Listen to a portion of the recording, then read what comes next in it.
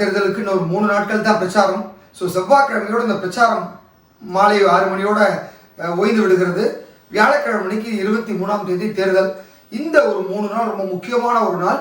இந்த weekend holiday எல்லாரும் வீட்டில் இருப்பாங்க. ஸோ ஒரு மக்கள் மனதிலையும் உட்காரணும் அப்படின்னு சொல்லி ஒவ்வொரு வேட்பாளரும் ஒவ்வொரு கட்சியும் ரொம்ப தீவிரமான பிரச்சாரத்தை இன்னைக்கும் நாளைக்கும் மேற்கொள்றதுக்கு எல்லாமே ரெடி பண்ணி வச்சுருந்தாங்க. தமிழக வெற்றிக் கழக தலைவர் விஜய் கூட பார்த்தீங்கன்னா நேற்று பெரம்பூரில் ஒரு மிகப்பெரிய பிரச்சாரம் பண்ணி தன்னுடைய கட்சி சின்னமான விசிலை வந்து கோலமெல்லாம் போட்டு எல்லா லேடிஸ் மனதிலையும் இடம் பிடிச்சாரு. ஸோ இன்று வந்து ஒவ்வொரு வீடாக போய் ஒரு 10 தெருவில் போய் டோர் டு டோர் கேம்பெயின் பண்ணணும் அப்படின்னு முடிவு பண்ணி அதற்கான அனுமதியெல்லாம் கேட்டிருந்தாரு. ஸோ காவல்துறையும் அதே மாதிரி தேர்தல் ஆணையமும் அனுமதி கொடுத்துருந்தாங்க. திடீர்னு நேற்று இரவு வந்து அந்த அனுமதி ரத்து செய்யப்பட்டதா ஒரு தகவல் வந்தது. அதனால இன்னைக்கு அவர் வீடாக போகிற அந்த பிரச்சாரத்தை ரத்து பண்ணுற ஒரு சுச்சுவேஷன் வந்திருக்கு. இன்று வந்து பெரம்பூர் தொகுதி முழுவதும் தன்னுடைய தொகுதி மக்களை சந்திச்சு எல்லார்கிட்டையும் தாவேக்காவிற்கும் முஸ்லிம் சின்னத்திற்கும் வாக்கு சேகரிக்க ஒரு மிகப்பெரிய பிளான் வச்சிருந்தாரு. அந்த பிளான் வந்து தவிடுபொடியாக்கப்பட்டிருக்கு. இப்போ ஒரு பிற்பகலில் வந்து ஒரு ட்விட்டர் மூலியமாக ஒரு அறிக்கை கொடுத்திருந்தார் விஜய். அந்த அறிக்கையில் பார்த்தீங்கன்னா கடுமையாக சாடி இருக்காரு. அதாவது இந்த தேர்தல் நேரம் வந்து பல திருப்புமுனை விஷயங்கள்லாம் நடக்கும்.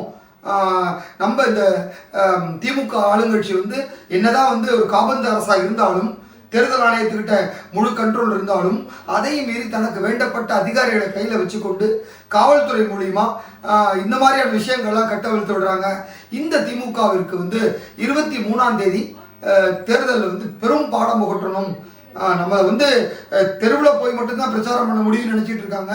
ஆனால் தாவேக்காவிற்கு அது ஒன்று தான் பிரச்சாரம் கிடையாது. அதை தாண்டி பல வழிகள் இருக்கு. ஆல்ரெடி மக்கள் வந்து நமக்காக பண்ண ஆரம்பிச்சிட்டாங்க. ஒவ்வொரு வீட்டுக்குள்ளேயும் தாவேக்கா சின்னம் இருக்கு. தாவேக்காவுடைய விசில் சத்தம் கேட்குது. அது வந்து ஒட்டுமொத்தமாக தமிழகத்தில் எதிரொலிக்கிற நாள் தான் இந்த ஏப்ரல் மாதம் 23ஆம் தேதி. இனி திமுகவிற்கு ஆட்சியில் அதிகாரம் எல்லாமே இந்த ஏப்ரல் 21ஆம் தேதியோட முடிஞ்சுவிடும். ஏப்ரல் 22ஆம் தேதிக்கு அப்புறம் மக்கள் ரொம்ப தெளிவாக இருக்காங்க வாக்களிக்கிறதுக்கு. அதனால இந்த மதச்சார்பற்ற ஒரு கட்சிங்கிற சொல்லி ஒரு போர்வையில் இருக்க திமுகவும் சரி, பாசிச கொள்கையோட மதச்சார்பு உண்மை கட்சியாக இருந்தாலும் சரி, எந்த கட்சியாலையும் தமிழகத்தில் வேறுன்ற முடியாது. இவர்கள் 2 பேரையும் மக்கள் புறக்கணிக்க போறாங்க. தாவேக்காவை முழுசா ஆதரிக்க போறாங்க அப்படிங்கிற மாதிரி ஒரு நீண்ட நெடிய அறிக்கையை கொடுத்திருக்காரு விஜய். இதற்கு வந்து பார்த்தா பல காரணங்கள். அதாவது எல்லாருக்குமே உடனே கேட்டவன அனுமதி கொடுத்துட்றாரு. ஸோ ஒரு பக்கம் திமுக ரொம்ப தங்கு தடை இல்லாமல் பிரச்சாரம் பண்ணுறாங்க. இன்னொரு பக்கம் எடப்பாடி பழனிசாமி தங்கு தடையின்றி பிரச்சாரம் பண்ணுறாங்க. அதே போல் காங்கிரஸ் வேட்பாளர்கள், பாரதிய ஜனதா கட்சி வேட்பாளர்கள், பாமக வேட்பாளர்கள், ஏன் சீமான் கட்சியினுடைய வேட்பாளர்கள் கூட ரொம்ப அசால்ட்டாக பிரச்சாரம் பண்ணிட்டு இருக்காங்க. விஜய்க்கு மாத்திரம் இவ்வளவு பேரியார்ட்ஸ் போட்டு இவ்வளவு தடுப்பு வச்சு இவ்வளவு பிரச்சனையை கொடுறாங்களே அப்படின்னா உண்மையிலே திமுக அதிமுக பயந்திருக்கு அப்படிங்கிறதா உண்மை.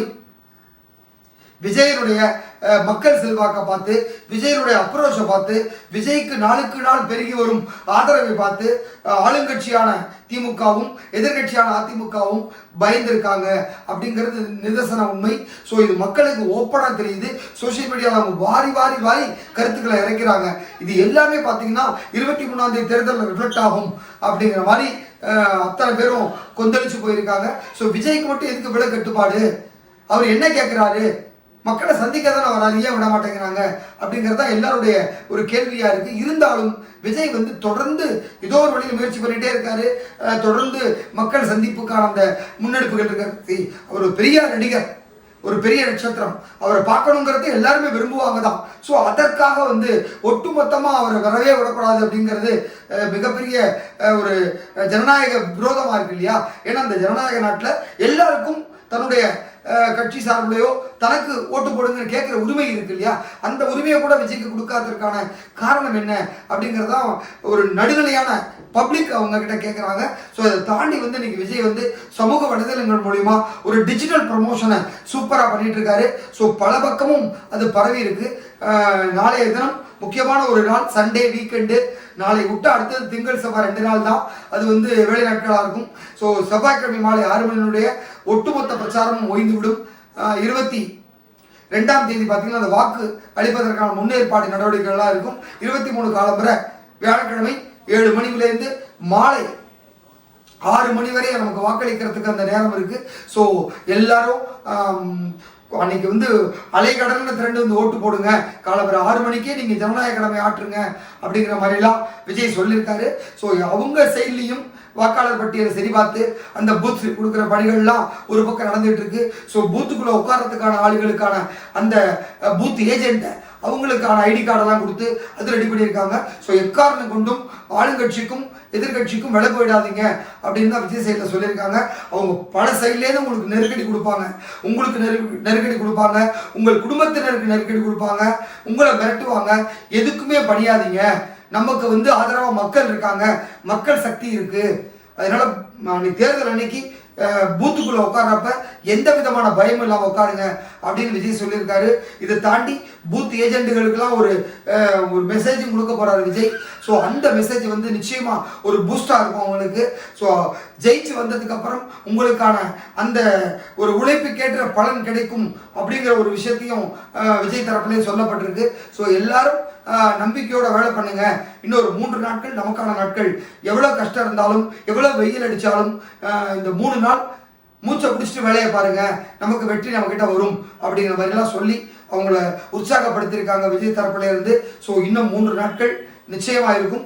இன்றைய தினம் விஜய் பெரம்பூர் தொகுதியில் வீட்டுக்கு வீடு சென்று வீடு வீடாக சென்று வீதி வீதியாக சென்று பிரச்சாரம் செய்ய நினைச்ச அந்த ரத்தான விவகாரம் வந்து உண்மையிலே விஜய் கட்சியினரையும் பெரம்பூர் பகுதி மக்களையும் ரொம்பவே அதிர்ச்சி அடைய செஞ்சிருக்கு. ஸோ நம்ம வீட்டுக்கு விஜய் வரப்போறாருன்னு எத்தனை பேர் ஆசையாக இருந்திருப்பாங்க, அவரோட ஒரு ஃபோட்டோ எடுத்துட மாட்டோமா அப்படின்லாம் நினச்சிருப்பாங்க. அது எல்லாமே இன்னைக்கு வந்து ஒரு கனவாக மாறி இருக்கு. ஸோ இது தாண்டி நாளைய தினம் ஒரு பெரிய மாஸ்டர் பிளானோட விஜய் களமிறங்க போறாரு. திங்கள் செவ்வாய் 2 நாளுமே ஒரு பிரச்சாரம் இருக்கும். இதோட ஒட்டுமொத்த பிரச்சாரம் முடிய போகுது. ஸோ தேர்தல் முடிஞ்சு ரிசல்ட் வந்ததுக்கப்புறம் ஜனநாயகன் படமும் ரிலீஸ் இருக்கு. ஸோ அதற்குண்டான வேலைகளும் சைடில் நடந்துக்கிட்டே வருது. நிச்சயமாக அந்த ரெண்டுமே விஜயினுடைய ரசிகர்களுக்கும் விஜய் கட்சி நிர்வாகிகளுக்கும் ஒரு இனிப்பான செய்தியாக வரும் அப்படின்னு மட்டும் சொல்லிக்கலாம். நன்றி.